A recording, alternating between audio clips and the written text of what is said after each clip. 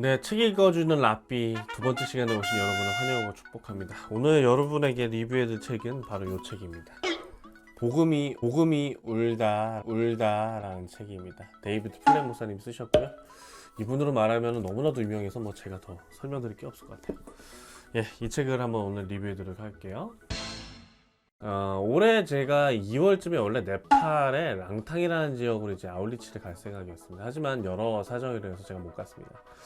아울리치를 가기 전에 마음가짐을 어떻게 해야 될까, 그리고 어떤 거를 배우려고 갈까라는 생각을 할 때 이 책이 이제 가피풀에 굉장히 이렇게 리뷰가 잘 나와 있더라고요. 그래서 한번 이 데이비드 플랫 목사님의 복음이 울다라는 책을 샀습니다. 근데 이제 취소가 돼서 한동안 계속 처박아놨죠. 그러다가 이제 코스는 좀 달랐지만 어쨌든 이 얘기가 되게 궁금했어요. 그러다가 최근에 이제 처박아놨던 책을 이제 다시 한번 보도록 하겠습니다. 최근에 저에게는 한 가지 풀리지 않았던 스스로 가지고 있었던 하나님과의 씨름이 있었습니다. 왜 복음은 이렇게 불평등한 것인가? 제 말을 오해하지 않으셨으면 좋겠습니다.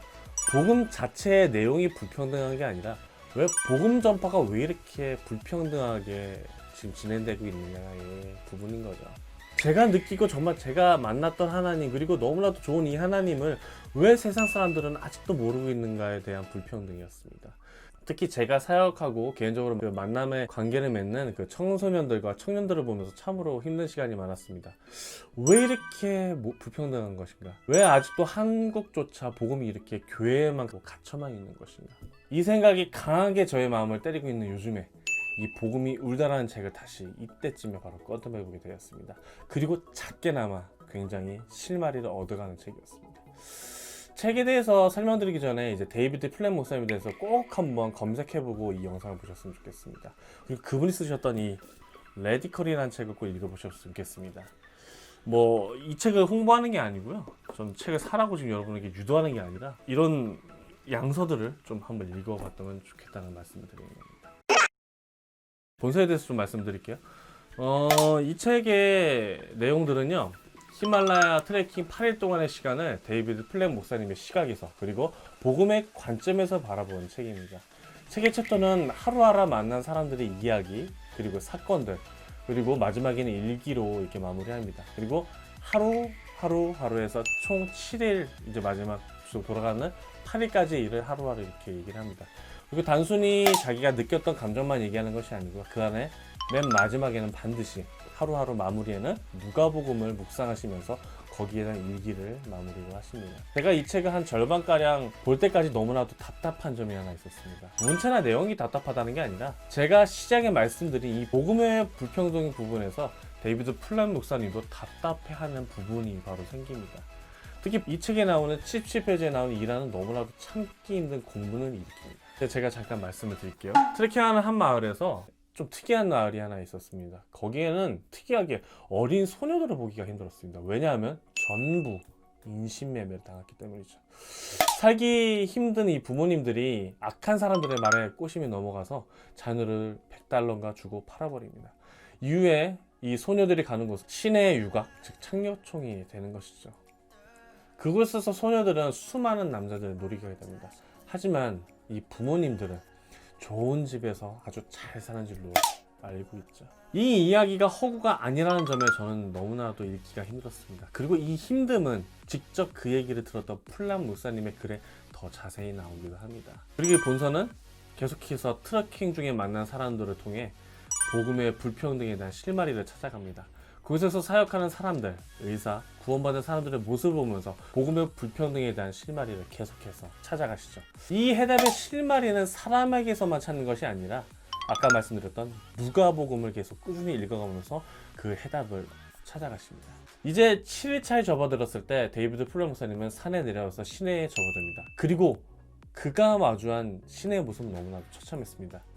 아까 말했던 그 여자애들, 한 사람들의 말에 꼬심이 넘어가서 자녀를 100달러인가 주고 팔아버립니다. 올라갈 때는 데이비드 플랫 목사님도 모르셨대요. 근데 내려왔을 때 두 집 걸러 한 집씩 그 소녀들이 일하는 것이 보인다고 하셨더라고요. 그리고 거기서 그 소녀들을 마음 아픈 마음으로 그 소녀들을 바라보고 있는 데이비드 플랫 목사님은 어떤 소녀가 손짓을 합니다. 바로 잠깐 왔다 가라는 거죠.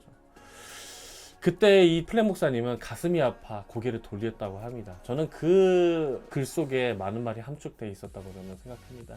그리고 이제 본서에 나오면 숙소에 돌아와서 정말 통곡을 하셨다고 하시더라고요. 그리고 본서의 마지막 부분에 이 실마리들을 자세하게 풀어줍니다. 이 복음이 울다를 읽는 내내 제 마음속에는 불 같은 것이 자꾸 움직였습니다.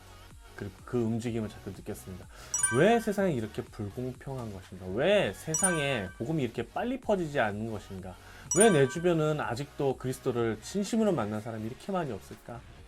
이런 문제의 답은 본서의 끝부분쯤에 에렌과 블랙 목사님과의 대화 속에서 저는 좀 더 구체적으로 발견했습니다. 한번 그 부분을 읽어드릴게요. 왜 이곳에 오셨나요? 중간 내용을 좀 생략할게요. 제 자신이 이 에렌 목사님이 여기서 지금 일하고 계시는데 거기에 대해서 플랫 목사님이 이렇게 질문하신 겁니다. 왜 이곳에 오셨나요? 그러니까 에렌은 이렇게 말합니다. 제 자신이 영적으로 육체적으로 절박한 세상 속에서 실제로 사역을 하기보다는 사역에 관해 말만 많이 하는 사람처럼 느껴졌어요. 그래서 바꿔야겠다고 생각했습니다. 라고 나옵니다. 결론은 이랬습니다. 왜 이렇게 불평등한 것인가에 대한 대답은 바로 한 사람이 없어서입니다. 하나님의 말씀을 받은 사람이 정말 자신의 것을 내려놓고 한 사람 위에 목숨 바칠 그 한 사람이 없었기 때문이죠. 이 말이 제 마음에 정말 뼈저리게 느껴지는 말이었습니다. 내가 그 한 사람이 되지 못했는데 무엇이 바뀌겠는가? 한때 한국교회에 그날이라는 찬양이 많이 불리워졌던 시기가 있었습니다. 저도 그 당시에는 많이 불렀고 가사를 많이 생각해보는 때가 있었습니다.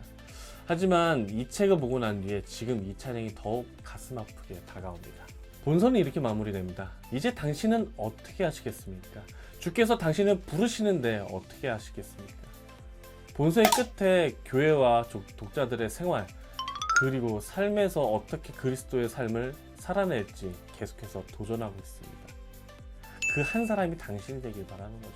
저는 이 도전을 꼭 우리 믿는 자 중에 히말라야 트레킹을 계획하고 있거나 해외 단기 선교를 계획하는 이들, 또 세상의 악에 대해 고민하는 모든 이들에게 권하는 책입니다.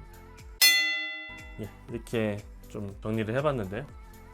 저는 이 책을 보면서 정말 많은 생각을 해봤습니다. 그 한 사람이 필요하셨구나. 바로 그 한 사람. 바로 누가 나를 위해 가서 저들에게 말을 전할까? 그 한 사람이 필요했다고 생각합니다. 저도 이 자리를 빌어서 드리는 건 그 한 사람이 바로 내가 되어야 되겠다. 바로 그 아무도 가지 않는 그 자리를 같이 가야 된다는 생각을 하게 만드는 책이었습니다. 한번 이 책은 꼭 한번 읽어보셨으면 좋겠어요. 복음이 울다. 왜 복음이 울까? 아마 저와 비슷한 단어의 뉘앙스도 쓰신 것 같아요. 저는 복음의 불평등이라는 말씀을 드렸던 것 같고요. 이분은 복음이 울다라고 말씀을 하는 것 같습니다. 그리고 영어 원제목은 보시다시피 Something need to change입니다. 뭔가 좀 바뀌어야 되는 거.